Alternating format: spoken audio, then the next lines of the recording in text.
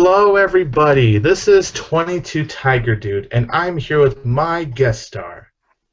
Hello, I am wwefan0599.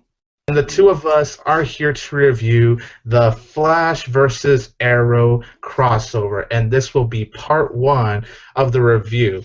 What this episode is about, it's about this May-Human.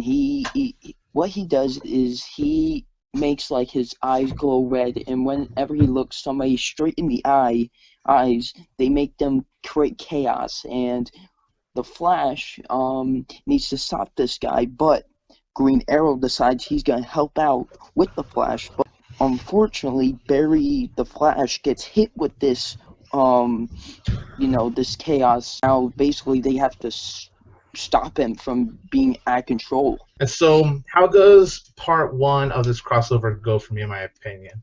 I gotta say, it was awesome. I really had a fucking blast with the part one of this Arrow Flash crossover. What about you, WWE fan? How did you feel?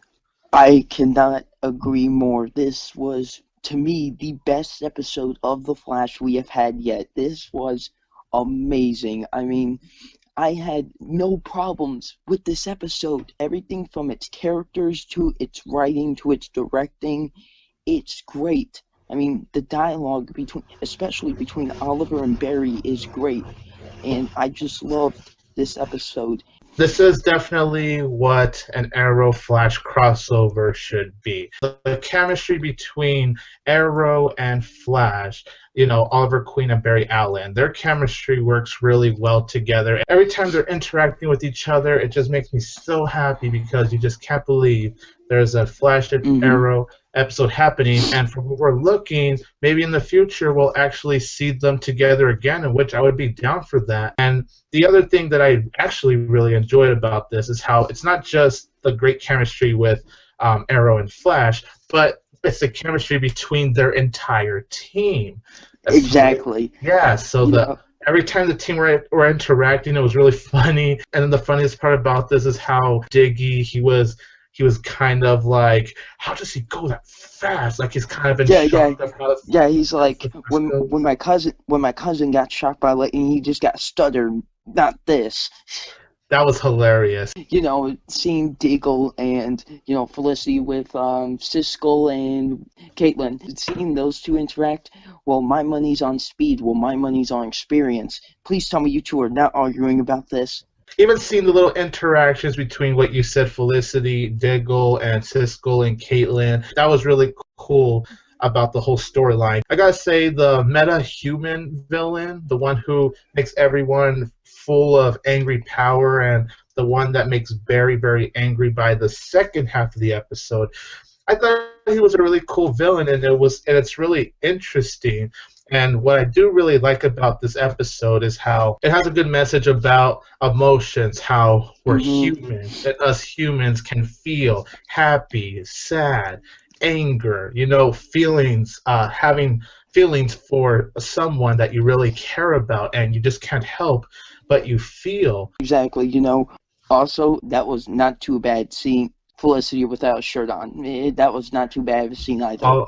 Oh yeah. All I could say is, actually, hallelujah. And she was like, oh, luckily I didn't go braless. I was like, well, that wouldn't not been too bad either. I would not have complained about that. Also, Siskel's reaction to it, he said, I'll always remember this, and it was hilarious.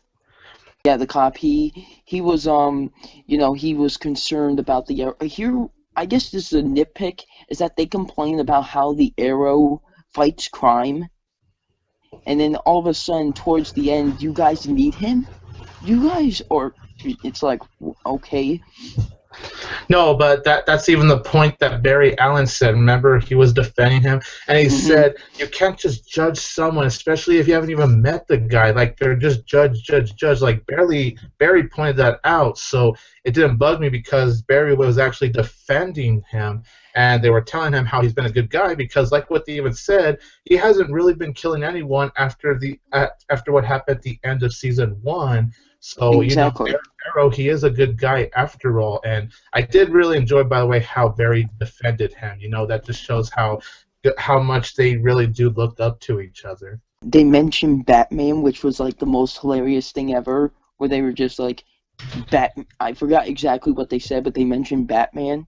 I'm like, does Yeah, Batman exist here? yeah, and it's funny how they did mention that because people that watch Arrow, they kind of reference how, in some way, Arrow kind of has Batman's life. Not like, of course, it's different, but they're saying, I guess the show kind of gives them the Batman vibe. It was also really nice how Arrow wanted to train the Flash, and of course, it was this funny sequence where the Flash caught the arrow, but there were both arrows that came up behind him and just shot Yeah, him. So that was really funny right there. I hear you heal fast, and they also say what train me like Rocky. It's hilarious. Especially when Cisco at the beginning of this episode did the Star Wars voice, I was the just Yoda about to voice. That was mention that. great. And then we also do have to get to the whole Arrow versus Flash thing. We did think that whole sequence was really entertaining, and it brought what I was expecting, just an entertaining little fight sequence, although it was pretty short, but it was very well done, and I did really enjoy the whole sequence and how they stopped Barry from getting his anger more bigger and bigger. I'm actually kind of glad that they made the fight short because I actually didn't want it to be like really really long. Yeah.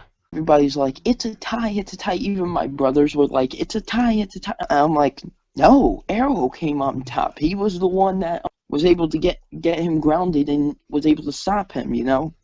Right. I did have a few issues with this part one of the crossover.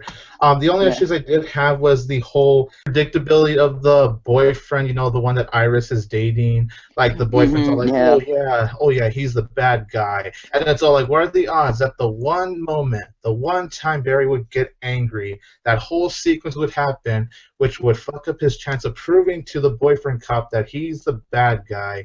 Then you have the ending where it's now Iris no longer respecting the Flash and all that, and it's just kind of like, really? Exactly. It's like, we're going to take down this road, this cliche, but I'm like, come on. Also, like, Barry, you're too good for Iris, in my opinion. You just forget her, all right?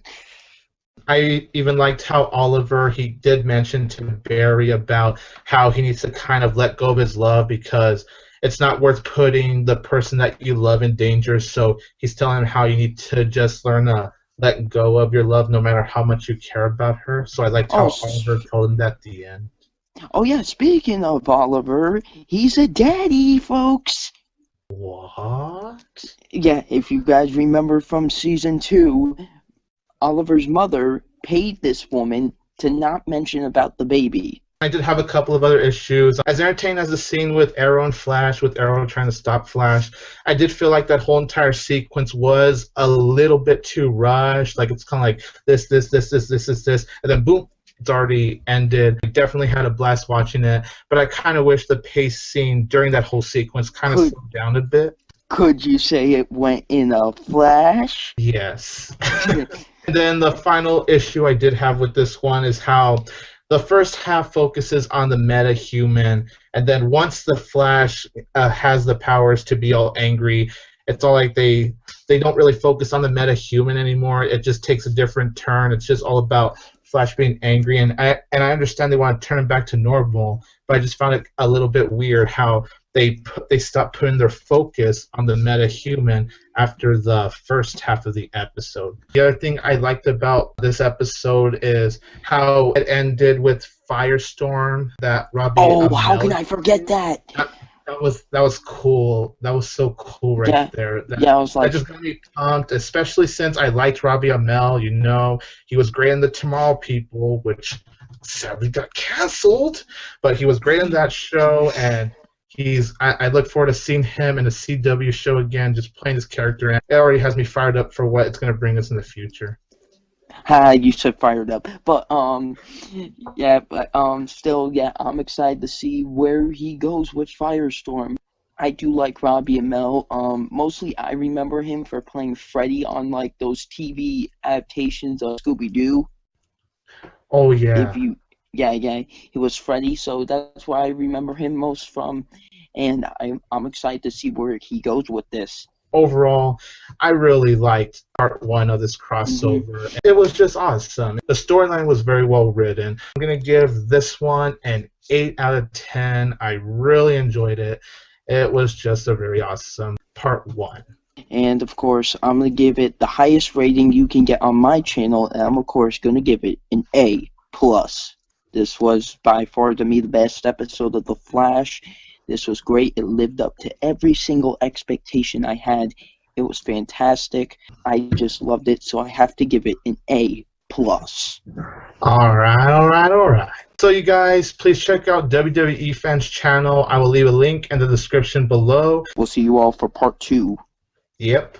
This is 22 Tiger Dude. Don't forget, I will always have Tiger Power, and we'll see you in part 2 of this crossover review.